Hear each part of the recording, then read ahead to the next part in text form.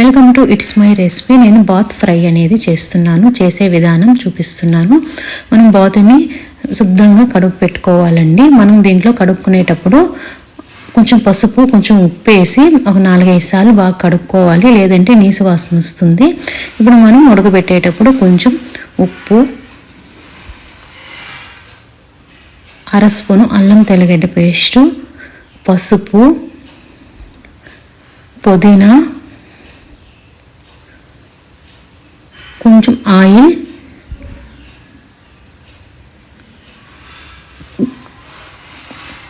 ఇప్పుడు కొంచెం వాటర్ పోసుకోవాలండి. మనం 8 విజిల్స్ అనేది రానియాల. నాకైతే 8 విజిల్స్కి ఉడికిపోయింది. మనం బాగా కలిపేసేసుకొని 8 విజిల్స్ రానియాల. అప్పుడు మనకి బాగా ఉడికిపోతుంది, ముక్క అనేది స్మూత్గా అనేది వస్తుంది.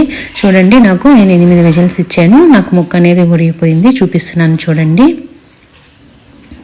ఉడికిపోయింది. ఇప్పుడు దీన్ని పక్కన పెట్టేసుకొని మనం బాండీలో పెట్టుకొని, బాండీలో ఆయిల్, పట్టా మొగ్గ, ఆనియన్స్, 2 పచ్చిమిరపకాయలు. మనకి దీంట్లో ఆనియన్ అనేది పెద్ద ఏగబడలేదండి, కొంచెం వేగితే సరిపోతుంది. మనం ఇలా చేసుకుంటే చాలా బాగుంటుందండి. ఇది అల్లం తెల్లగడ్డ పేస్ట్ మనం ఉడకబెట్టేటప్పుడు కొంచెం వేసున్నాం కాబట్టి దీంట్లో ఇంకొక 1/2 స్పూను, అప్పుడు మొత్తం స్పూన్ పడుతుంది. పసుపు, సాల్ట్ దాంట్లో కొంచెం వేసున్నాం కాబట్టి దీంట్లో కొంచెం వేసుకోండి, చూసి వేసుకోండి.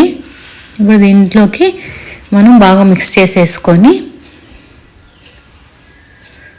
పుదీనా,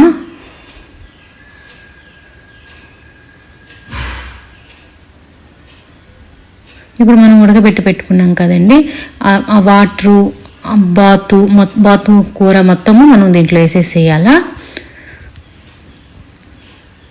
ఇప్పుడు కారం, కొంచెం ఇది కారంగా ఉంటేనే బాగుంటుందండి, కొంచెం కారం అనేది కొంచెం ఎక్కువే వేసుకోండి. ఇలా చేస్తే ముక్క అనేది గట్టి పడదండి. మామూలుగా అయితే బాతు కూర కొంచెం గట్టిగా వస్తుంది ముక్క, మనం ఇలా చేస్తే గట్టిగా అనేది రాదు. ఇప్పుడు నేను ఒక 5 నిమిషాలు మూత పెట్టి ఉడకనిచ్చానండి. ఇంకా మనం మూత పెట్టకూడదు. ఇంకా మనం చూడండి ఇట్లాగే వేయించుకోవాలి. మరి ఫ్రై లాగా మరి గట్టిగా వేయించుకోకూడదు, కొంచెం అనేది మనకి కర్రీ అనేది ఉండాలి. ఇప్పుడు నేను ధనియాల పొడి వేస్తున్నాను.